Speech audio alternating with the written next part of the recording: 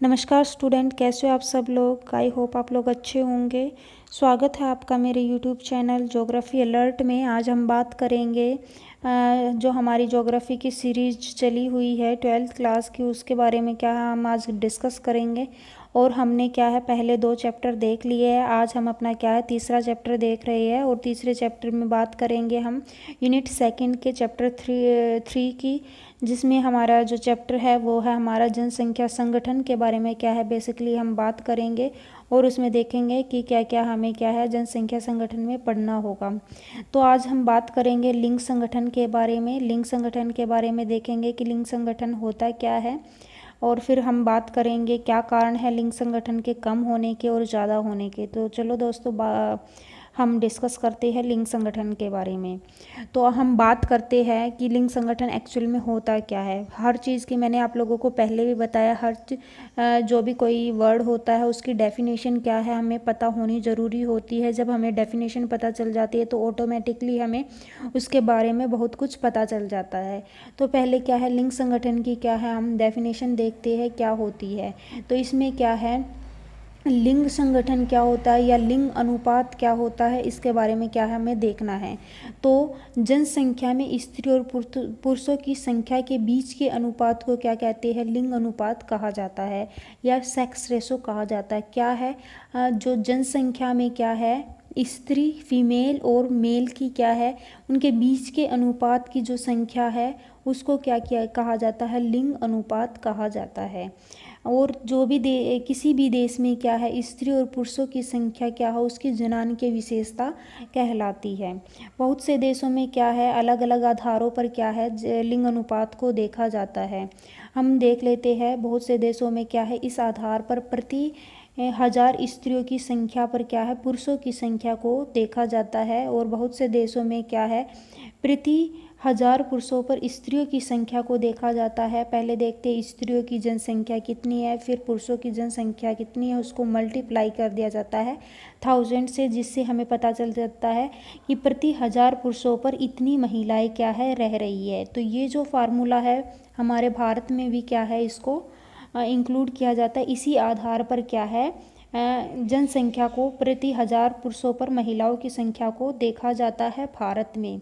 अगर हम यूएसए की बात करते हैं, संयुक्त राष्ट्र अमेरिका की बात करते हैं, तो वहाँ पर क्या है 100 महिलाओं पर पुरुषों की संख्या को देखा जाता है। 100 महिलाओं को देखा जाता है, 1000 महिलाओं पर नहीं, 100 महिलाओं पर क्या है पुरुषों की संख्या को देखा जाता है। इस आधार पर अगर हम इसमें क्या है 100 को कर देते हैं तो क्या है प्रति 100 स्त्रियों की संख्या पर क्या है पुरुषों की संख्या कितनी है।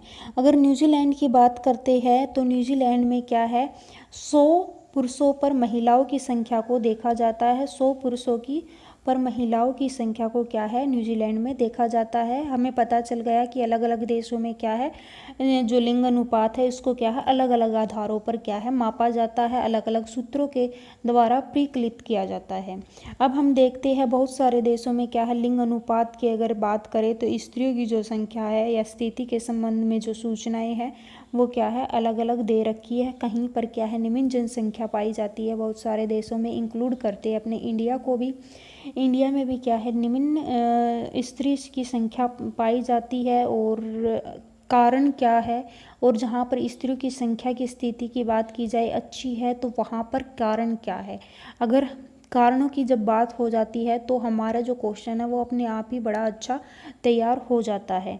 तो बात अगर क्वेश्चन पूछा जाए कि महिलाओं की संख्या निम्न होने के मुख्य कारण क्या है तो वो हमें क्या है फिर हमें इजी हो जाएगा लिखना। तो हम पहले देख लेते हैं कि क्या कारण है लिंग में भेदभाव जो होता है। तो जिन प्रदेशों में लिंग में भेदभाव अनियंत्रित होता है एक कारण तो यही हो गया। नंबर 1 कर देते हैं लिंग अनुपात में भेदभाव होता है तो वहाँ पर क्या है हमारी जो जनसंख्या वो निम्न मिलेगी। स्त्रियों की क्या है वो स्थिति क्या होती है प्रतिकूल होती है। बेसिकली जहाँ पर लिंग अगर लिंग की बात हो रही है तो स्त्रियों के लिंग की बात कर रहे हैं हम, ठीक है। तो इसमें क्या है उसमें देखा जाता है। फिर हम बात करते हैं दूसरे कारण की, जहाँ पर स्त्रियों की भ्रूण हत्या तथा स्त्री शिशु हत्या की जाती है और स्त्रियों के प्रति घरेलू हिंसा होती है। की प्रथा होती है वहाँ पर भी क्या है हमें लिंग अनुपात क्या है कम मिलने को मिल जाएगा, स्त्रियों की संख्या क्या है कम मिल जाएगी। और इसी प्रकार क्या है दूसरा कारण, हम तीसरा कारण देख लेते हैं, जहाँ जिन क्षेत्रों में सामाजिक आर्थिक स्थिति जो स्तर निम्न होता है, जिन देशों में जो है सोशल और इकोनॉमिक जो स्टेटस होता है, लिविंग स्टैंडर्ड होता है अगर कम है, तो वहाँ पर भी क्या है आपको महिलाओं की जो संख्या है वो क्या है आपको कम मिल जाएगी। आई होप आप लोगों को समझ में आ रहा है जो मैं समझा रही हूँ। जनसंख्या में अधिक स्त्रियों के होने का अर्थ यह नहीं होता कि उसका स्तर बेहतर है, ये भी नहीं है कि उनका जो स्तर है वो बेहतर होता है। वहाँ पर क्या होता है पुरुष रोजगार के लिए क्या है अन्य क्षेत्रों में चले जाते हैं, जिसके कारण क्या है महिलाएं उन स्थानों पर रह जाती है और वहाँ पर क्या होता है महिलाओं की संख्या अधिक हो जाती है। तो ऐसा कोई कारण नहीं होता कि जहाँ पर महिलाओं की संख्या ज़्यादा है तो वहाँ पर महिलाओं की स्थिति क्या है बेहतर हो सकती है। फिर हम बात करते हैं विश्व की जनसंख्या के औसत लिंग अनुपात की कि कहाँ पर कितना लिंग अनुपात पाया जाता है और कैसे कैसे वहाँ पर स्थिति है। तो बात कर लेते हैं जनसंख्या के औसत लिंग अनुपात की। प्रति 1000 पुरुषों पर क्या है विश्व में 990 स्त्रियाँ क्या है रहती है। विश्व की बात हो रही है, विश्व में क्या है प्रति 1000 पुरुषों पर क्या है 990 क्या है महिलाएं रहती है, मतलब 10 का क्या है कमी है। विश्व के उच्च लिंग अनुपात की बात कर लेते हैं कि कौन से देश में क्या है उच्च लिंग अनुपात पाया जाता है, तो वो हमारा है लेटिविया में क्या है उच्च लिंग अनुपात दर्ज किया गया है। प्रति 1000 क्या है पुरुषों पर महिलाओं की जो संख्या है वो क्या है 1187 जो है महिलाओं की संख्या दर्ज की गई है। अब हम बात कर लेते हैं निम्न लिंग अनुपात की। निम्न लिंग अनुपात में हमारा आता है संयुक्त अरब अमीरात में क्या है जो है स्त्री लिंग अनुपात निम्न होने का है, जो प्रति 1000 पुरुषों की जो तुलना में क्या है प्रति 1000 पुरुषों की तुलना में क्या है 468 स्त्रियां ही क्या है दर्ज की गई है। बहुत ही निम्न क्या है लिंग अनुपात हमारा पाया जाता है। कौन से देश में पाया जाता है संयुक्त अरब अमीरात। ये जो है आपके मल्टीपल चॉइस क्वेश्चनों में भी पूछे जा सकते हैं कि कौन से देशों में उच्च पाया जाता है कौन से देशों में निम्न पाया जाता है और विश्व का लिंग अनुपात कितना है बेसिकली। अब हम बात कर लेते हैं लिंग अनुपात में विश्व के प्रतिरूप की बात कर लेते हैं। तो विश्व में लिंग अनुपात क्या है अगर विकसित और विकासशील देशों की अगर बात करते हैं तो स्थिति में क्या है आपको अंतर दिखाई देगा, अलग अंतर नहीं दिखाई पड़ता। संयुक्त राष्ट्र संघ सूचीबद्ध द्वारा 139 देशों में क्या है लिंग अनुपात में स्त्रियों की जो स्थिति है वो बिल्कुल ही अनुकूल है, और जबकि शेष अगर बात करते हैं 72 देशों की तो लिंग अनुपात क्या है बिल्कुल प्रतिकूल है, स्थिति बड़ी ही खराब दिखाई देती है। अब बात कर लेते हैं एशियाई महाद्वीप की। एशियाई महाद्वीप में क्या है लिंग अनुपात बिल्कुल ही निम्न पाया जाता है। चीन, भारत, सऊदी अरब की तो हमने अभी बात की है, पाकिस्तान, अफ़गानिस्तान जितने भी देश हैं यहाँ पर क्या है हमारा लिंग अनुपात बहुत ही निम्न पाया जाता है। दूसरी ओर रूस सहित यूरोप के एक बड़े भाग में अगर बात की जाए तो वहाँ पर क्या है पुरुष क्या है अल्प संख्या में है, तो महिलाएं क्या है ज़्यादा है। और यूरोप के अनेक भागों में क्या है पुरुषों की कमी, वहाँ जो है स्त्रियों की बेहतर स्थिति तथा भूतकाल में विश्व के विभिन्न भागों में अत्यधिक पुरुष उत्प्रवास के कारण देखी गई है। तो हम देख सकते हैं लिंग अनुपात ये जो विकसित जो देश है वहाँ पर क्या है लिंग अनुपात अच्छा पाया जाता है। अगर कंपैरेटिव करते हैं विकासशील देशों पर तो वहाँ पर क्या है लिंग अनुपात बहुत ही निम्न पाया जाता है। अब हम बात कर लेते हैं आयु संरचना के बारे में। एक चीज़ मैं आप लोगों को बताना भूल गई। UNO world population prospectus revision के थ्रू 2015 के अकॉर्डिंग क्या है जनसंख्या को देखा गया था 2015 के, क्योंकि ये हमारा जो डाटा है ये थोड़ा सा पुराना है। तो 2015 के अकॉर्डिंग अगर बात करते हैं वर्ल्ड पॉपुलेशन प्रोस्पेक्टस रिवीजन के थ्रू अगर बात करते हैं तो उसमें जो महिलाओं की जो संख्या बताई गई है और पुरुषों की संख्या बताई गई है परसेंटेज में बताई गई है। तो 50.4% पुरुष क्या है विश्व में रह रहे हैं। अगर बिलियंस में बात करते हैं तो 3.7 बिलियंस क्या है पुरुष जो हैं वो विश्व में रह रहे हैं। अगर महिलाओं की बात करते हैं तो महिलाएं क्या है 49.6% जो जनसंख्या है प्रतिशत है वो क्या है महिलाओं का प्रतिशत है। अगर बात करते हैं बिलियंस में तो 3.6 बिलियंस जो जनसंख्या बिलियन महिलाओं की क्या है जनसंख्या विश्व में रह रही है। महिलाएं 3.6 बिलियन महिलाएं क्या है विश्व में रह रही है, फीमेल प्रेजेंट में है 2015 के अकॉर्डिंग। अब हम बात कर लेते हैं आयु संरचना के बारे में। आयु संरचना के बारे में बात कर लेते हैं तो आयु संरचना मैंने पहले भी आप लोगों को बताया कि आयु संरचना किसी भी चीज़ की बात करते हैं तो उसकी क्या है डेफिनेशन हमें पता होनी चाहिए। तो लिंग आयु संरचना के बारे में देख लेते हैं आयु संरचना क्या होता है। तो आयु संरचना में क्या है कि आयु संरचना विभिन्न आयु वर्गों के लोगों की संख्या को क्या करता है प्रदर्शित करता है।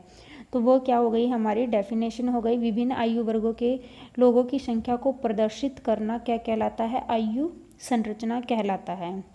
इसमें क्या है हम इसको 3 भागों में क्या है बांट सकते हैं। फर्स्ट क्या है हम इसको 0 से 14 वर्ष या आयु वर्ग को ले सकते हैं। फिर हम इसको 15 से 59 आयु वर्ग में ले सकते हैं और फिर हम इसको ले सकते हैं 60+ और इनको बोल सकते हैं बाल आयु वर्ग में बांट सकते हैं। इसको क्या करते हैं हम युवा वर्ग में लेते हैं और 60+ को हम लेते हैं वृद्ध जनसंख्या में या वृद्ध आयु वर्ग में। तो इसको बेसिकली क्या है 3 आधारों पर हमें बांट लेते हैं।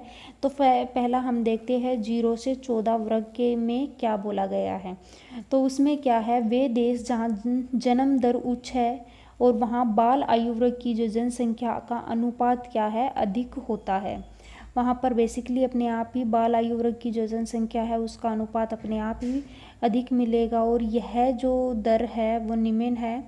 वहाँ बाल आयु वर्ग अनुपात कम होता है। इसमें जन्म दर और बाल आयु वर्ग में सीधा संबंध होता है। जन्म दर की अगर बात की जाए बेसिकली अपने आप ही सीधा संबंध होता है।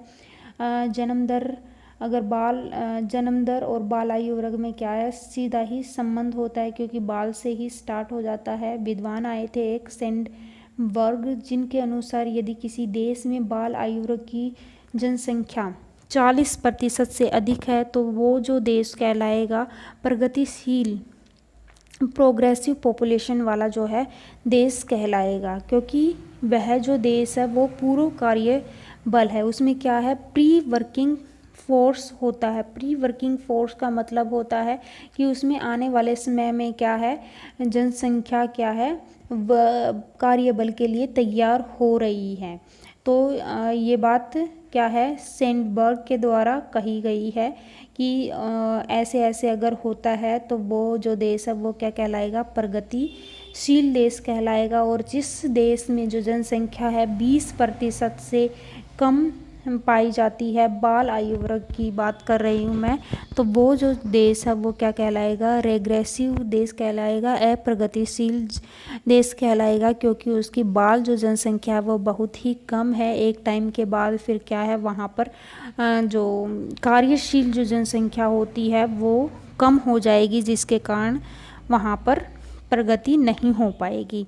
अब हम बात कर लेते हैं 15 से 59 वर्ग के जिसमें हमने बोला है इसको प्रौढ़ आयु वर्ग या युवा आयु वर्ग होता है। इसका जो संबंध होता है वो सीधा संबंध होता है क्रियाशील जनसंख्या से कि ये किसी भी देश की क्या होती है प्रोग्रेसिव पॉपुलेशन होती है। जिस देश में ये वाली पॉपुलेशन पाई जाती है तो वहाँ पर क्या है प्रगतिशील देश उसको बोला जाता है। कि बेसिकली क्यों बोला जाता है क्योंकि ये जो जनसंख्या होती है ये किसी भी देश की क्या होती है रीढ़ की हड्डी होती है। कि रीढ़ की हड्डी का मतलब है कि वो देश को चलाने के लिए सक्षम है, उनके पास युवा जनसंख्या अवेलेबल है। तो बेसिकली क्या है यहाँ पर प्रौढ़ जो हमारी जो जनसंख्या है वो क्या है हमारी प्रोग्रेसिव जनसंख्या कहलाती है जो कि क्या है, एक विशाल कार्यशील जनसंख्या को क्या कर रहा है, इंगित कर रहा है। जिस देश में ये जनसंख्या ज़्यादा होती है तो वहाँ पर क्या है, उस देश को प्रगतिशील क्या है, उसका स्ट्रक्चर आप लोगों को मिलेगा। अब हम बात कर लेते हैं 60 वर्ष से अधिक आयु वर्ग की जनसंख्या की। भारत की अगर बात करते हैं तो हमारा भारत इस वाली जनसंख्या में, बीच वाली जो जनसंख्या है, प्रौढ़ जनसंख्या युवा वर्ग की अगर बात की जाए तो इसमें है, और इसी वजह से हम इतनी प्रगतिशील देश हमारा है, हम इतनी तरक्की कर पाते हैं। अब हम बात करते हैं 60 प्लस की। 60 प्लस से जितने भी ज़्यादा है या 60 वर्ष से अधिक आयु वर्ग की जनसंख्या को क्या है, इसमें इंगित किया जाता है। इसको बोलते हैं हम वृद्ध आयु वर्ग की जनसंख्या। और इसमें क्या किया जाता है, इसमें जो है वृद्ध जनसंख्या को प्रदर्शित किया जाता है। और यहाँ पर क्या है, स्वास्थ्य संबंधी सेवाओं पर ज़्यादा खर्च किया जाता है।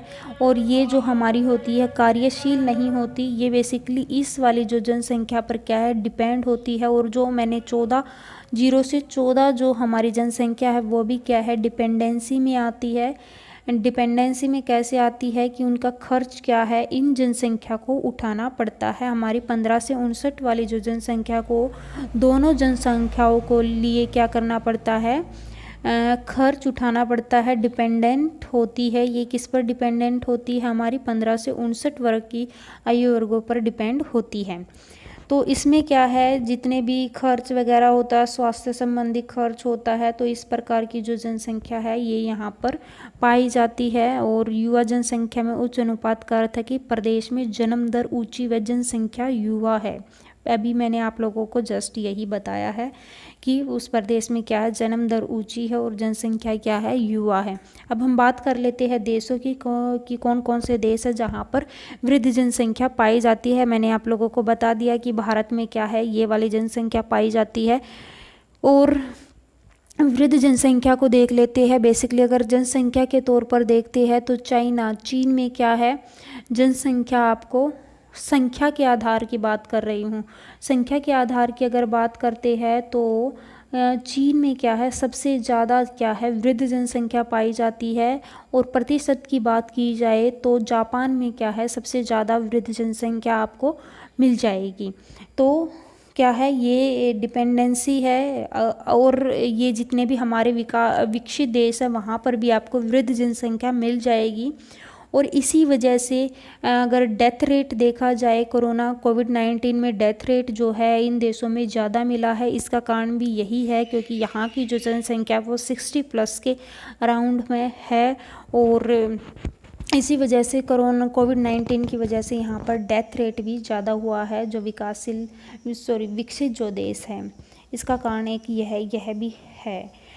अब हम बात करते हैं आयु लिंग पिरामिड। आयु लिंग पिरामिड की बात करते हैं कि आयु लिंग पिरामिड होता क्या है बेसिकली। तो आयु लिंग पिरामिड के बारे में देखते हैं। तो आयु लिंग संरचना से अभिप्राय है कि विभिन्न आयु वर्ग में स्त्री और पुरुषों की संख्या को क्या है, जनसंख्या पिरामिड की प्रयोग की सहायता से जनसंख्या को दिखाते हैं। मतलब जितने भी हमारे पुरुष और स्त्री जो संख्या है उसको क्या है, हम आयु के आधार पर दिखाते हैं, आयु लिंग संरचना के आधार पर क्या उसको दर्शाते हैं। तो वो हमारा क्या कहलाएगा, आयु लिंग पिरामिड कहलाएगा। जनसंख्या पिरामिड की आकृति जनसंख्या की विशेषताओं को क्या करती है, प्रदर्शित करती है कि किसी भी देश में जो जनसंख्या है कैसी है, उसकी विशेषताओं के बारे में इंगित करती है। वो हम नीचे भी देखेंगे कि कैसे इंगित करती है। प्रत्येक आयु वर्ग के बाएं भाग में क्या है, बाएं भाग की अगर बात करें तो पुरुषों को दिखाया जाता है और दाएं भाग की अगर बात करें तो महिलाओं को क्या है, प्रदर्शित किया जाता है। अब हम बात कर लेते हैं विस्तृत होती जनसंख्या की। विस्तृत होती जनसंख्या क्या है, ये हमारा क्या है, पिरामिड दिखाया गया है। बेसिकली ये जो है हमारा पिरामिड है और इसमें क्या है, ये जो हमारी है आयु वर्ग को दिखाया गया है। यहाँ पर कुल जनसंख्या को प्रतिशत में दिखाया गया है।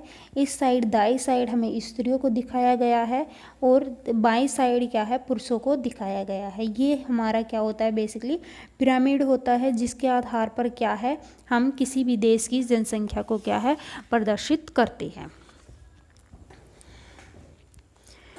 तो इसमें अगर पिरामिड में क्या है, हम इसमें क्या है, नाइजीरिया की पॉपुलेशन को दिखाया गया है कि नाइजीरिया का जो ग्राफ है वो इस तरीके से पाया जाता है। इस तरीके से पाया जाता है का मतलब क्या है कि जो नाइजीरिया की जो पॉपुलेशन है वो त्रिभुजाकार की आकृति में बनाई हुई है। बेसिकली ऐसे बन रहा है, त्रिभुजाकार आकृति में क्या है, इसको बनाया गया है। तो इसके बारे में देख लेते हैं कि नाइजीरिया का लिंग पिरामिड यहाँ पर क्या है दर्शाया गया है, और इसमें क्या है विस्तृत आकार वाला जो है त्रिभुज पिरामिड दिखाया गया है, और अल्प विकसित देशों का प्रतिरूप है ये जो है, जो अविकसित देशों का क्या है प्रतिरूप दिखाया गया है। अल्प का मतलब अविकसित देशों का ही प्रतिरूप क्या है इसमें दिखाया गया है। इस पिरामिड में क्या है, जन्म दर आपको उच्च मिलेगी, और जो जन्म दर उच्च होने का जो कारण है वो निम्न आयु वर्गों में विशाल जनसंख्या क्या है इसमें पाई जाती है, और जन्म दर उच्च होगा तो ये पिरामिड इस तरीके से क्या है काम करेगा।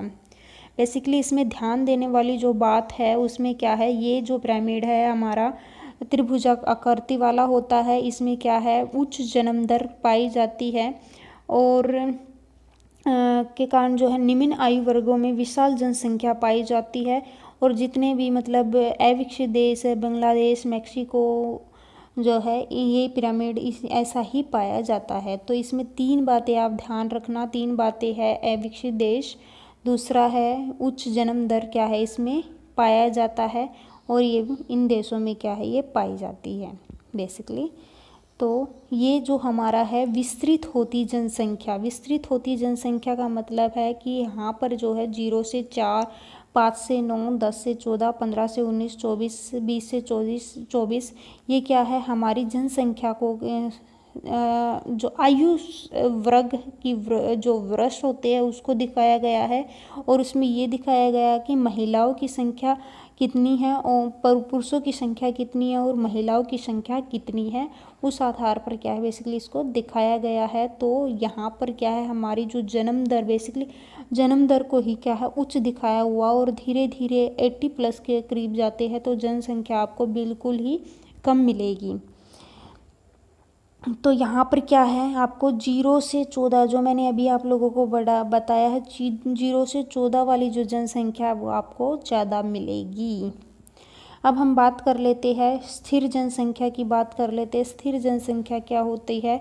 स्थिर जनसंख्या का मतलब है कि जो जन्म दर है वो क्या है स्थिर है, वहाँ पर क्या है जन्म दर है विस्तृत है। आप इस तरीके से भी याद कर सकते हैं कि वहाँ पर क्या है जन्म दर उच्च है, उच्च का मतलब क्या है विस्तृत है, और यहाँ पर क्या है स्थिर जनसंख्या की अगर बात हो रही है तो यहाँ पर जन्म दर और मृत्यु दर दोनों क्या है स्थिर आपको मिलेगी, लगभग समान मिलेगी, और इसीलिए इसको क्या है स्थिर जनसंख्या बोला गया है। तो ये क्या है हमारे घंटी के आकार का है, जो पिरामिड बना हुआ है घंटी के आकार का बना हुआ है, और जो ऑस्ट्रेलिया कंट्री है उसके बारे में इसको दिखा रखा है। यहाँ पर हमारे आयु वर्ग को दिखा रखा है, यहाँ पर हमारी कुल जनसंख्या के प्रतिशत को दिखा रखा है, पुरुष जनसंख्या को और स्त्री जनसंख्या को दिखा रखा है। बेसिकली स्थिर में का मतलब है कि जन्म दर और मृत्यु दर क्या है लगभग समान है, और जहाँ पर जन्म दर जिस भी देश की जन्म दर और मृत्यु दर आपको समान लगेगी कि यहाँ पर जन्म दर और मृत्यु दर समान है, तो वहाँ पर क्या है आपको घंटी के आकार का पिरामिड मिल जाएगा। ये क्वेश्चन बड़े ही इम्पोर्टेंट होते हैं पिरामिड वगैरह वाले, इसको बड़े से अच्छे से करना। मैं आपको अच्छे से ही समझा रही हूँ कि जहाँ पर जन्म दर क्या है विस्तृत होती है, जन्म दर क्या है उच्च मिलती है, वहाँ पर क्या है आपको त्रिभुजाकार वाला आकार मिलेगा, और जहाँ पर आपको जन्म दर और मृत्यु दर लगभग समान मिलेगी वहाँ पर आपको जनसंख्या क्या है स्थिर मिलेगी।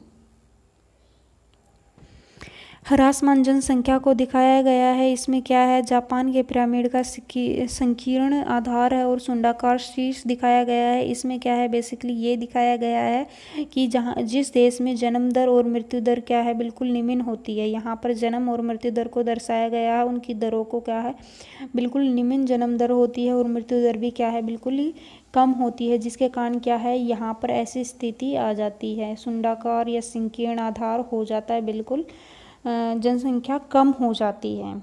तो यहाँ पर जो जनसंख्या है, जापान का पिरामिड दिखाया गया है, जापान के आधार पर दिखाया गया है कि यहाँ पर जो है जनसंख्या जो आपकी 0 से 14 की अगर जनसंख्या की बात करते हैं, यहाँ से अगर हम स्टार्ट करते हैं तो ये जनसंख्या बिल्कुल ही कम मिलती है। हमने ऊपर भी डिस्कस किया था आयु संरचना में कि अगर किसी देश की जनसंख्या बिल्कुल कम होती है, जिस देश की जनसंख्या बिल्कुल कम होती है वहाँ पर क्या है आपको प्रगतिशील नहीं होता।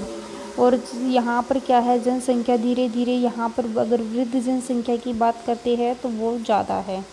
वृद्ध जनसंख्या यहाँ पर क्या है, जापान में ज़्यादा दिखाई दे रही है। अगर कंपैरेटिव बात करते हैं हम इन देशों की, यहाँ पर क्या है, वृद्ध जनसंख्या आपको कम मिल जाएगी। तो ये क्या है, कहीं ना कहीं क्या है, ये यहाँ पर जो जनसंख्या वृद्धि दर जो हो जाती है वो बिल्कुल शून्य हो जाती है, ऋणात्मक हो जाती है, नेगेटिव में चली जाती है। बहुत सारे देश ऐसे हैं जहाँ पर आपको क्या है, जनसंख्या नेगेटिव में मिल जाएगी। तो ये हमारा जो पिरामिड है वो क्या है, ह्रासमान जनसंख्या को क्या कर रहा है, प्रदर्शित कर रहा है कि जिस देश की जनसंख्या ह्रासमान है या नेगेटिव में है तो उनका जो पिरामिड बनेगा वो क्या है, इस आधार पर आपको दिखाई देगा। तो आई होप आप लोगों को पिरामिड के बारे में जानकारी प्राप्त हुई होगी। यहाँ पर बेसिकली जानने का क्या है कि जहाँ पर जन्म दर और मृत्यु दर के बारे में हमने विस्तृत जनसंख्या देखा, वहाँ पर जन्म दर क्या है, ज़्यादा मिलेगी। फिर हमने स्थिर देखा, स्थिर में क्या है, जन्म दर मृत्यु दर दोनों समान होगी। ह्रासमान जनसंख्या में देखा कि जहाँ पर जन्म दर और मृत्यु दर बिल्कुल ही लो होंगे, तो वहाँ पर क्या है, जनसंख्या आपको ज़्यादा मिलेगी। अगर हम विस्तृत में अगर मृत्यु दर की बात की जाती है तो मृत्यु दर भी वहाँ पर कम होती है, जन्म दर ज़्यादा होती है, जिसके कारण है कि क्या है, वहाँ पर जो पिरामिड है वो क्या है, आपको ज़्यादा मिलेगा। वृद्ध होती जनसंख्या की बात कर लेते हैं तो जनसंख्या वृद्ध होना एक ऐसी प्रक्रिया है जिसमें बुजुर्ग जनसंख्या का हिस्सा अनुपात की दृष्टि से बड़ा होता है। 20वीं शताब्दी की नई परिघटना है। विश्व के अधिकांश विकसित देशों में उच्च आयु वर्ग में बढ़ी हुई जीवन प्रत्याशा के कारण जनसंख्या बढ़ गई है। जन्म दरों में ह्रास के साथ जनसंख्या में बच्चों का अनुपात क्या है, घट रहा है। तो यही बताया गया है कि जहाँ पर क्या है, वृद्ध जनसंख्या ज़्यादा है और जो है बच्चों का जो अनुपात है वो क्या है, घट रहा है। विकासशील देशों की बेसिकली ये बात हो रही है। अब हम बात कर ले, आई होप आपको मेरी वीडियो पसंद आई होगी। हम अपने ग्रामीण नगरीय संगठन की बात पार्ट 2 में करेंगे और पार्ट 2 में करेंगे। अगर आप लोगों को कुछ समझ में नहीं आया है तो आप मुझे कमेंट करके बता सकते हो। और पार्ट 2 में क्या है, हम ग्रामीण नगरीय जनसंख्या की बात करने वाले हैं। Bye bye, take care. ऐसे ही हमारी वीडियो देखते रहिए। धन्यवाद।